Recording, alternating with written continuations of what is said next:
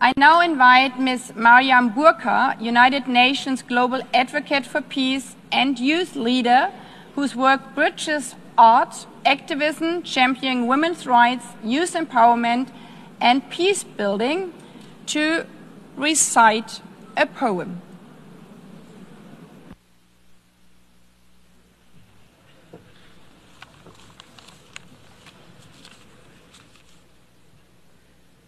The President, Secretary General, distinguished delegates, excellencies, good morning. Walking these halls, I realized that the United Nations was not built from harmony. It grew out of the ashes of war and the grief watered by the collective memory of what happens when dialogue and cooperation fails. Its foundation is not peace achieved, but peace pursued, fragile, imperfect, necessary, not just worth fighting for, but requiring a fight.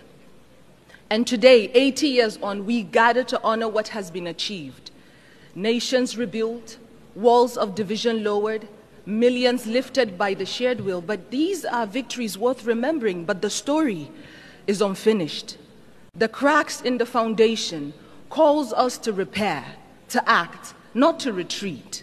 Our world bleeds before our eyes. Children in conflict zones, nations silenced by hunger and war. And it begs the question, are we witnessing the collapse of conscience in real time?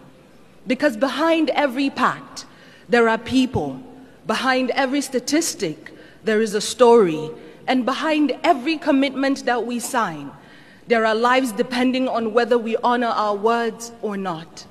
And so this is not the time to feel powerless, because yes, hope and despair can coexist in the same breath, because healing is not linear. The United Nations is not a monument, it is a mirror. And it reflects what we have dared to imagine 80 years ago. And today, here, it asks, will we dare again? Will we dare to work better together? Because if the past proves that we can build peace from ashes, then the present demands that we build it again, louder, braver, together. I speak as a global peace advocate, not because peace is easy, but because silence is complicity, and so I will not be silent. You know, I used to think that peace was a place, a final destination we arrive at after all wars have ended. But I have come to understand that peace is not a line that we cross. It is a choice that we make over and over and over again, especially when it is the hardest, especially when it feels far away. Peace is not a silence we force into people's mouths. It is not the absence of war, but the presence of understanding. Peace is a child learning to sleep again without flinching at the wind. It is a mother not having to choose between bread and dignity. It is a father not having to swallow his voice to feel like a man. Peace is messy, like forgiveness. It does not arrive in parade floats. Sometimes it comes crawling through broken windows when we finally agree that being right is not better than being whole. Peace is not found, it is built, brick by brutal brick, by hands that once knew how to fight, now choose to hold instead. There was a time when we measured strength by how long we could hold a grudge. But today, let us measure strength by how long we could hold space for someone else's truth. Because there was a me and a you before there was ever an us. And if us is broken, then peace is what lets us lay down the shards without aiming at each other's throats. Peace is the poem you write after the war in your chest has finally run out of ink. It is the moment you return to your body and find yourself still standing. Peace is not easy. And so let us not forget the ones who have carried peace quietly through the fire.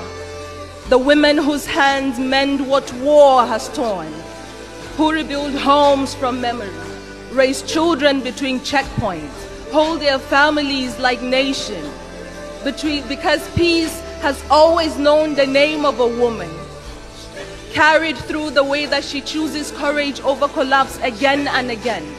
And so today I speak peace into the bones of this world, into the rubble, into the rage, into the ruins. Because if war teaches us how to shatter, then peace must teach us how to stay soft, to stay human. And perhaps what makes us human is not that we always succeed in peace, but that we dare again and again to seek it, refusing to let our brokenness be the end of our story. Thank you.